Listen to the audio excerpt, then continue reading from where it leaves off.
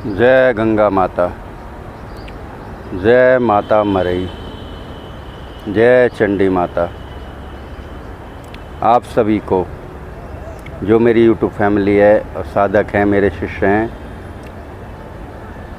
आने वाली जन्माष्टमी कृष्ण भगवान के जन्मदिन की हार्दिक शुभकामनाएं। और एक महत्वपूर्ण जानकारी आप लोगों को देने जा रहा हूं। जैसे कि मैं अपने हर वीडियो में कहता हूँ, हमारे संस्था में फ़ोन करने का समय सुबह 10 से शाम को 6 बजे तक, उसके बाद स्विच ऑफ रहेगा। और देखिए, आपके लिए बहुत बड़ी खुशखबरी है। वो खुशखबरी आप सुन के शायद खुश होते हैं, दुखी होते हैं, मैं कुछ नहीं कह सकता, वो आपको लोगों को डिसाइड करना है। देखिए, जैसे आपने थंबनेल देखा है, तो कुछ गुरु अच्छे और सक्षम होते हैं, खास करके ग्रामीण गुरु सक्षम होते हैं, हर शक्ति विद्या में, मंत्र विधान में सक्षम होते हैं। आप चयन करें अच्छे गुरु को, चाहे वो कोई भी हो, ये नहीं कि मैं ही हूँ, कोई भी हो, अच्छे गुरु का चयन करें। और कुछ ऐसे होते हैं जो दोगले निकलते हैं, जो गुरु से शिक्षा ग्रहण करने के बाद, मंत्र शक्ति ग्रहण करने के बाद, विद्या ग्रहण करने के बाद और शक्तियों का परीक्षण करने के बाद गुरु को ही बदनाम कर देते हैं और इधर उधर भटकते हैं। भटको, मैं ये नहीं कह रहा मत भटको, मगर अच्छे गुरु का चयन करो और अच्छे गुरु के सानिध्य में जाओ, चाहे कोई भी गुरु हो। किसी गुरु के प्रति भाव, ईर्ष्या, जलन ना रखें। आप लोगों से ये मेरी विनती है। और ये भी कहना चाहता हूँ आप सभी को, इस बात को बड़े गौर से सुनना, दिमाग में बात डाल लेना। जब गुरु विद्या प्रदान करता है, मंत्र शक्ति प्रदान करता है, तो एक विधान होता है। शक्तियों को भोग देना पड़ता है, जो उनकी सामग्री होती है, चाहे वो किसी भी चीज़ की बलि प्रथा समझ लो, वो पूर्ण भोग देने के बाद ही शिष्य को शक्तियाँ प्रदान करी जाती है। उस देवी देवता का मंत्र प्रदान करा जाता है, विधि विधान बताया जाता है, जब गुरु किसी को शक्ति दे पाता है। और कुछ शिष्य ऐसे हैं कि वो भगवान परशुराम की अमूल्य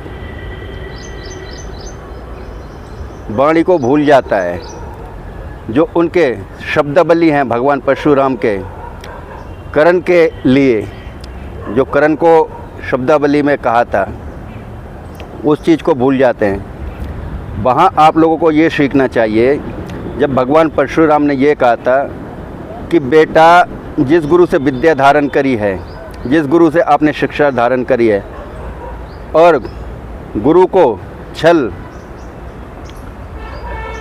और ईर्ष्या से विद्या हासिल करी है, और उस विद्या का, उन मंत्रों का, उन देवी देवताओं का अपने जीवन में जब भी तुम्हें ज़रूरत पड़ेगी, वो शक्तियाँ, देवी देवता शून्य हो जाएंगे, कार्य नहीं करेंगे। मगर कुछ मूर्ख शिष्य ऐसे होते हैं कि सारे काम करने के बाद, अपनी सारी रक्षाएं करने के बाद, घर परिवार की रक्षाओं करने के बाद, गुरु को ही बेवकूफ़ बनाते हैं। तो गुरु वो होता है जो हर शिष्य के ऊपर निगाह रखता है और हर शिष्य के ऊपर उसकी निगाहें टिकी रहती हैं, क्योंकि गुरु गुरु होता है और शिष्य शिष्य होता है। हर शक्ति का विधि विधान अलग होता है, और हर शक्ति को वही शक्ति अगर एक गुरु ने दी है और वही शक्ति किसी दूसरे गुरु ने दी है, तो हर गुरु उसी शक्ति को अलग अलग सामग्री भोग से चलाता है, मगर जिस गुरु की विद्या है उसी से पूरा विधान मिलता है। जीवन में कभी ये मत सोचना कि गुरु की आवश्यकता नहीं पड़ेगी। हमेशा गुरु की आवश्यकता पड़ती है और हमेशा पड़ेगी। और जिन मूर्ख को, शिष्य को ये बात समझ में ना आए, वो गुरुओं से कभी ना जुड़ें, कभी सक्षम नहीं हो सकते, कभी किसी का भला नहीं कर सकते और ना ही वो आगे बढ़ सकते हैं। जगह जगह भटकेंगे, मुझे कोई लेना देना नहीं है। इसीलिए मैंने 1 साल पहले भी कहा था कि मैं मंत्र शक्ति, देवी देवता साधना देना बंद कर रहा हूँ। और ये आप लोगों के लिए आखिरी मौका है, नवरात्रों तक जो भी साधना करनी है ऑनलाइन घर बैठे मैं यहाँ से आज्ञा दूंगा, आप साधना कर सकते हो। इतनी साधनाएं डली हुई हैं, कोई भी कर सकते हो, मगर संपूर्ण तामसिक साधनाएं हैं। मगर भानामती, क्योंकि जो मुझे माँ गंगा के आदेश हुए थे, भानामती देवी वो अस्त्र है जो आप लोगों को पता ही होगा, कृष्ण भगवान के कहने पर प्रद्युम्न को विद्या ग्रहण करवाई थी, सिखाई थी। भानामती मैं किसी को नहीं दूंगा, क्योंकि इस अस्त्र को संभालने वाला गिने चुने बुंदेलखंड के ही और कुछ जो ज्ञानी बैठे हुए ग्रामीण क्षेत्र में उनके पास है, वो अपने बच्चों को सिखाएंगे। मैं भी यही करूंगा। अब नवरात्रों के बाद सिर्फ दरबार लगेगा, महीने में 2 बार। जहाँ का दरबार लगेगा वहाँ का आपको प्रॉपर पता, एड्रेस सब कुछ मिलेगा। और साधनाएं देना बंद, क्योंकि मूर्ख शिष्य को शक्तियाँ देना मूर्खता होगी।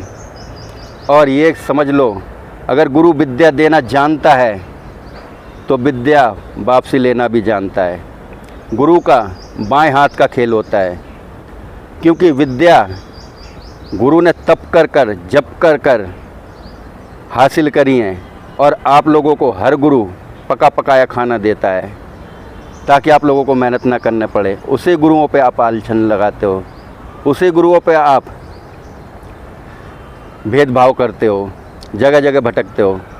मगर अब मेरी निगाहें ऐसे चेलों के ऊपर रहेंगी, और जो गुरु का महत्व समझेगा, कोई भी गुरु हो, सोशल मीडिया पर बैठा हुआ गुरु का महत्व समझेगा, उसी को मैं ये नवरात्रों तक विद्या दूंगा। उसके बाद मरई माता दरबार चलेगा और चलता रहेगा।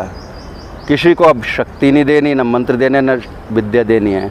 और मैं ये भी कहता हूँ कि मेरी शक्तियाँ प्रत्यक्षीकरण के चक्कर में मेरे से साधना न ले। मंत्र काम करते हैं, प्रत्यक्षीकरण में सालों साल बीत जाते हैं। और इलू वाले, किसी का अहित करवाने वाले, गलत क्रिया करवाने वाले मेरे से दूर रहें, ना मेरे चैनल से जुड़े, ना मुझसे जुड़े।